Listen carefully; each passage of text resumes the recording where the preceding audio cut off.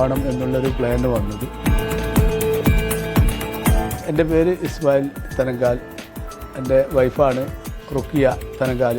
നമ്മൾ 20 വയസ്സിൽ പ്രവാസിയായതായിരുന്നു. അന്നേ നമ്മൾ കുടുംബത്തിന് വീടിൻ്റെ ഒരു സൗകര്യക്കുറവുണ്ട്. ഇതിൻ്റെ മുമ്പ് താമസിക്കുന്ന ഒരു 4000 സ്ക്വയർ ഫീറ്റിൻ്റെ വീട് അന്നത്തെ കാലത്ത് മോശമില്ലാത്ത രീതിയിൽ നമ്മൾ പണി കഴിപ്പിച്ചു. അവിടെയായിരുന്നു ഇതുവരെ 26 വർഷം നമ്മൾ താമസിച്ചത്. അവിടെ നിന്ന് 16 to 20,000 സ്ക്വയർ ഫീറ്റിൻ്റെ പ്ലാനായിരുന്നു, ഒരു 8 ബെഡ്റൂം. പക്ഷേ വീട് പണി കഴിഞ്ഞപ്പോൾ നമ്മളെ ഓരോ ആഗ്രഹപ്രകാരം പിന്നെ അറിയാതെ അങ്ങ് ഒരു 40,000 സ്ക്വയർ ഫീറ്റിലേക്ക് എത്തി.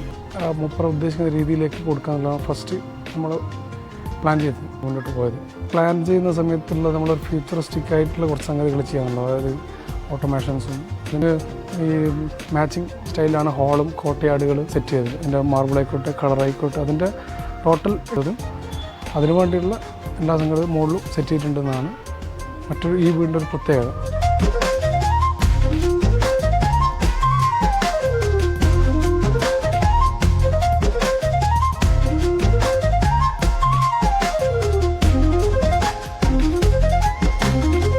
വർഷം റെഡിമെയ്ഡ് എടുത്തല്ല, നമ്മൾ ഓരോ റൂമിനും ഓരോ ഇതിലും വേണ്ടി പണി ചെയ്യിച്ചിട്ട് ഓരോ സ്ട്രെച്ചർ വർക്ക് ചെയ്യുന്ന സമയത്ത് വേറൊന്ന് ഓർഡർ കൊടുക്കുക. അങ്ങനെ 4-5 പ്രാവശ്യമായിട്ട് പിന്നെ എഞ്ചിനീയർഷിപ്പ് പോയിട്ടാണ് ഓരോന്നും സെറ്റ് ചെയ്തെടുത്ത്. ലൈറ്റുകൾ എന്ന് പറഞ്ഞാൽ എല്ലാം full China, house hold items എല്ലാം ചൈനയാണ്.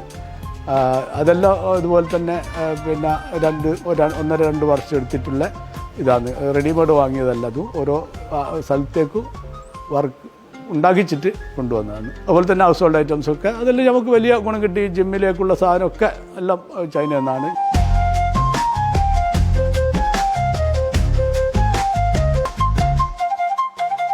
ടോപ്പിൽ പാർട്ടി ഏരിയ, മജ്ലിസ്,